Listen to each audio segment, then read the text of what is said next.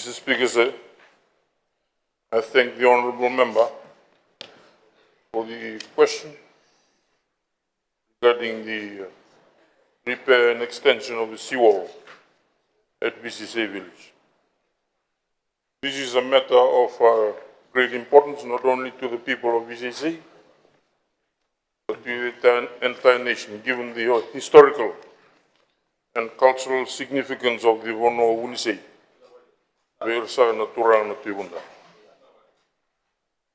Speaker, sir, allow me to begin by reaffirming the unwavering commitment of this government and my ministry in particular to the protection and preservation of VCC village. This is not just a project. It is a solemn promise to the people of VCC, a village with historical significance. It is a place of immense cultural heritage, and we are steadfast in our resolve to deliver this critical infrastructure. Mr. Speaker, sir, government is acutely aware of the urgent need to protect the homes and livelihoods of the people of VCC village. Coastal erosion and the impacts of climate change pose a direct threat to their safety and well-being. And this project is about building a seawall. It's not only about building a seawall, it is also about safeguarding the life, properties and heritage of our people. Mr. Speaker, I would now like to provide a detailed update on the history, current status and plans for the VCC Village Seawall project, and to assure this august House and the people of VCC that this government is fully committed to its timely completion.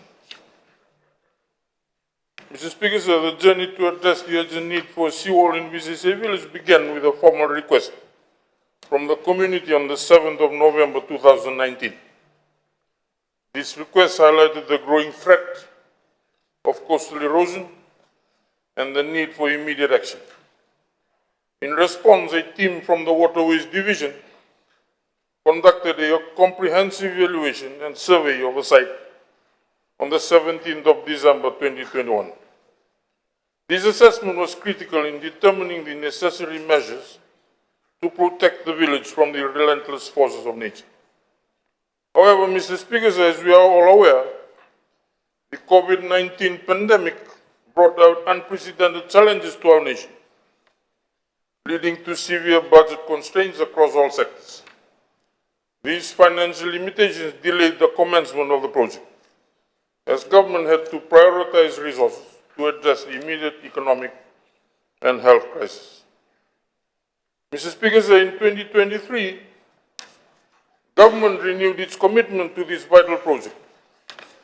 Following a ministerial visit on the 27th of April 2023, this visit led by the Office of the Prime Minister, in collaboration with the Ministry of Itoke Affairs, the Ministry of Agriculture and Waterways, and the Ministry of Rural and Maritime Development, underscored the urgency of protecting VCC village.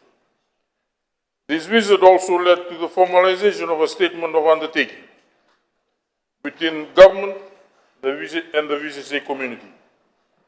Under this agreement, the Ministry of Agriculture and Waterways committed to 3 key actions. A, the provision of a site investigation assessment report, which has been completed and ensures that the project is based on accurate and up-to-date data.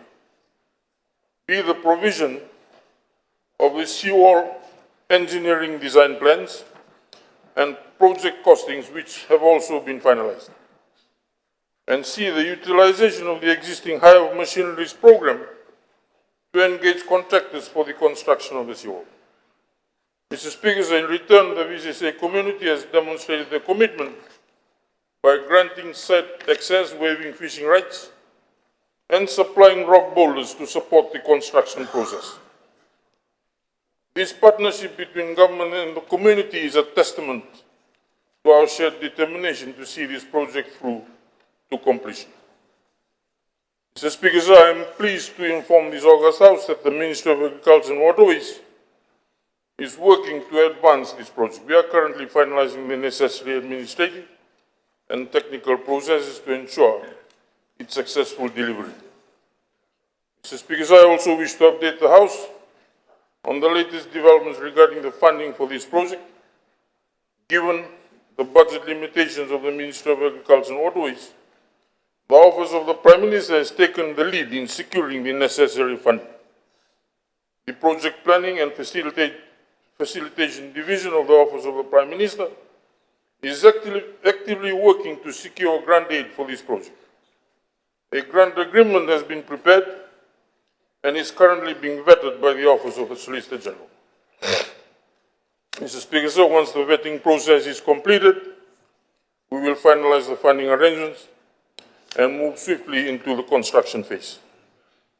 Mr. Speaker, I want to reassure this August House, the Honourable Member and the people of Visese Village that the Ministry of Agriculture and Waterways is fully committed to this project.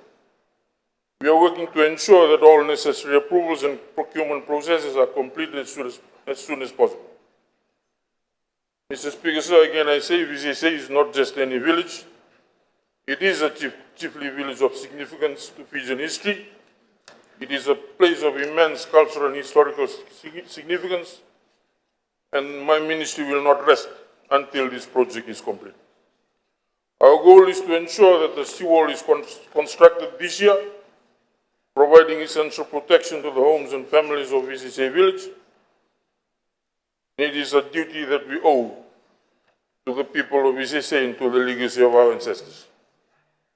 Mr. Speaker, I once again thank the Honourable Member for bringing this matter to our attention, and I assure this August House and the people of Visese that the Ministry of Agriculture and Waterways will spare no effort in ensuring the successful completion of this project, and we will deliver on our promise to protect Visese Village, for it is not just a settlement, it is a chiefly village, a symbol of our heritage and a testament of our resilience as a nation. Thank you, Mr. Speaker.